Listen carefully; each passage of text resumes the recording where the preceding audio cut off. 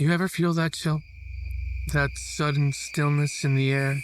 Your body senses danger, and in that moment, every hair on your neck rises and your chest starts tightening as you struggle to control your breathing. That's the fundamental reaction of fear. Not the dramatic, over-the-top Hollywood kind. I'm talking about the real stuff, the kind that sinks into your gut and stays there, like something is wrong and your body knows it before your brain can even catch up. It's not just an emotion, it's a full body possession. Your heart races, your palms sweat, your vision sharpens. Suddenly, everything feels like a threat. The creak in the hallway, the flicker in the corner of your eye, that thing you definitely didn't leave out, but now it's moved 6 inches to the left. Yeah, that. Fear doesn't care if it's real, it only cares if it feels real. At its core, it is a response to threat as it kicks the body into survival mode, but some of you may not realize just how much it has shaped you into who you are today. So let's talk about it, where it comes from, how it's evolved, and why deep down it's arguably the most powerful emotion in the human condition.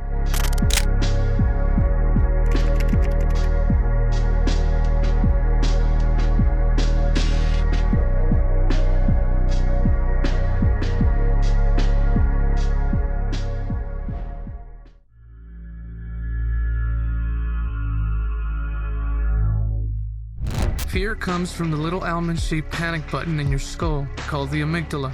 It's the one responsible for making you freak out when you thought you saw a shadow in your peripheral view as you were turning around. Meanwhile, adrenaline's doing laps through your veins, cortisol's turning your stomach into a war zone, and your rational thoughts, non-existent. You're not scared because something is going to happen. You're scared because your body thinks it already has. And the wild part?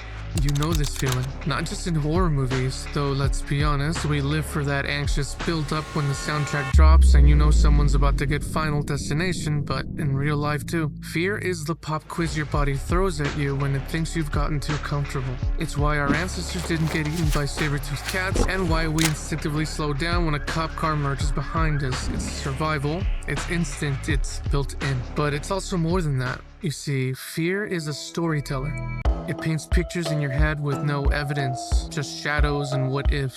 Doesn't need facts, it just needs doubt. And doubt, my friend, is fear's best friend. Ever heard a noise at 3 a.m. and convince yourself it was definitely your sleep paralysis demon, even though deep down you know it's the cat or the fridge or your own imagination you can't seem to escape? The same primal whisper that once kept cavemen from wandering into the woods now keeps you from checking the bathroom when the light flickers. Well, that and too many scary movies. He watched that tape last week, and this morning he woke up dead. How the hell do you wake up dead? And sure, we've evolved. We've traded wolves in the dark for credit card debt and existential dread, but the reaction? Still the same. We brace, we sweat, we freeze, and the cruel twist? We kinda love it. That's the thing that most people don't talk about. Fear isn't just protection, it's a fix. We chase it. Why else would we go see slasher flicks where every character makes decisions like they've never had a single working brain cell?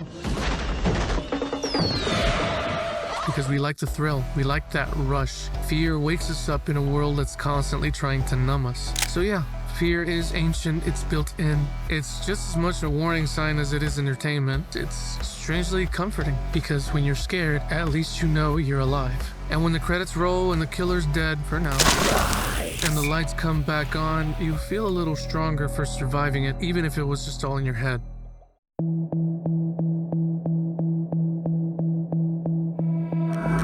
Fear kept us alive, and it evolved with us. Our ancestors didn't have panic attacks about paying rent. They had panic attacks because if they took one wrong step, a giant predator would turn them into a snack wrap. It was simple, brutal, but effective.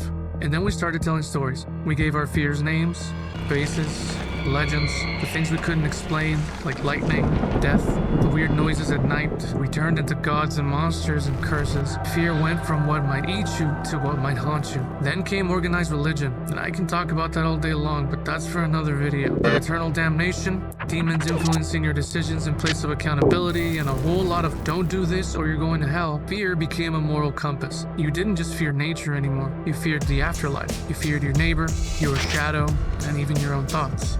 But then we grew up a little, built cities, invented clocks, and taxes and capitalism. And fear? It put on a suit. Now it was war, famine, being different, saying the wrong thing, loving the wrong person, and slowly, so slowly, fear stopped looking like a monster in the woods and started looking like you and me.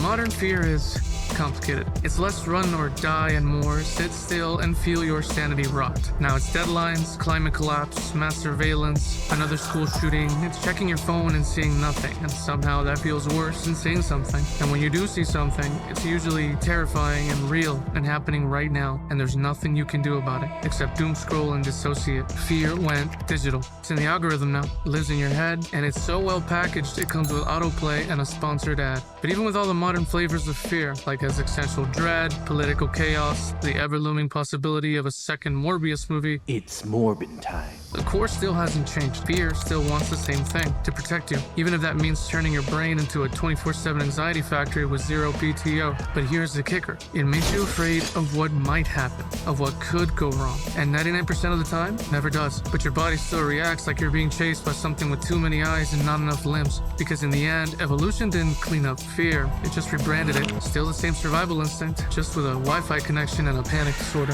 Fear isn't a one-size-fits-all monster, it's got layers. Like a haunted onion. Sometimes it screams, sometimes it whispers, sometimes it just stands there watching you from the corner of the room as if it paid rent. So let's peel it back one mask at a time, and be warned that some of you may be surprised that the things you feel are indeed different versions of fear itself. Acute fear. This is a classic. The knee-jerk though. Oh shit fear. You've seen it 1,000 times. Loud noise, something lunges, popcorn flies, textbook. Acute fear is that instant primal response to danger. It's your body throwing the emergency brake, flipping the table and saying, nope. Real life version? Almost stepping into traffic, hearing your phone buzz and realizing it's a call from your boss. This is fight or flight turned up to 11, but hey, at least it's honest. Chronic fear, the long game.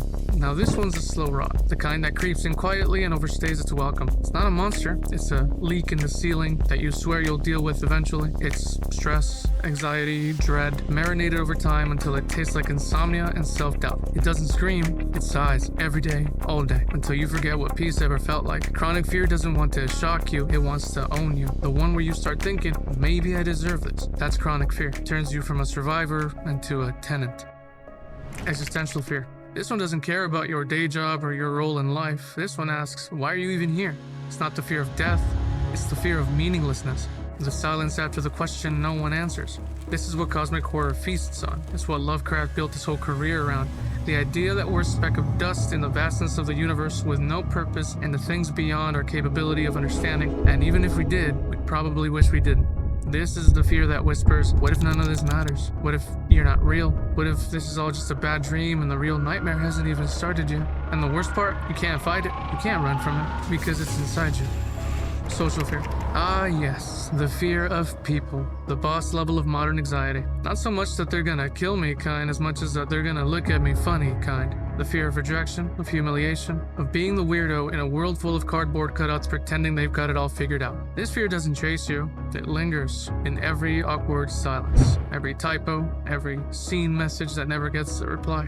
But the truth is, we're wired to need each other. But that means that we're wired to fear each other too. It's why you dress a certain way, talk a certain way, lie about how fine you are when everything's clearly on fire behind you. Because we don't just want to survive, we want to belong. These are just a few of the masks fear wears. But no matter what form it takes, it always has one job: to remind you that something's at stake, even if you've no idea what it is yet. Here's the underlining twist nobody will ever tell you. Fear isn't the enemy. It's the invitation to pay attention, to wake up, to feel something in a world that's trying so damn hard to sedate you. Fear at its core is awareness. It's your brain telling you the cave you fear to enter holds the treasure you seek. Granted, even if what scares you is a girl with wet hair crawling out of her TV, simply points to the fact that it's unnatural, but boy do we love the immersion. Point is, fear doesn't just show you what you're afraid of, it illuminates what you care about. Afraid of being alone? You value connection. But what good is that connection with others when you don't have it with yourself? Afraid of dying? You want to live, but are you living? Afraid of failure? Maybe you're holding on to something you haven't given up yet. Fear reveals truth, and truth is messy. It's unavoidable, but certainly undeniable.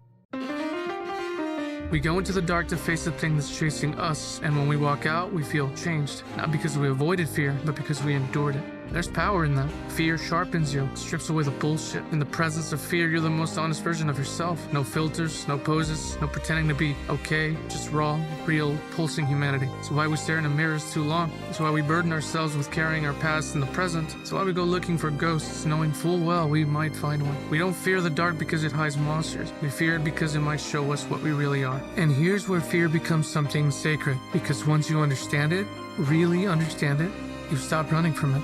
You start learning from it. Fear becomes a compass, a teacher, and sometimes even a weapon. And when you're fully aware of it, and when you learn to let go, you're not fearless. You're dangerous, because now you know that fear isn't your enemy, it's your mirror.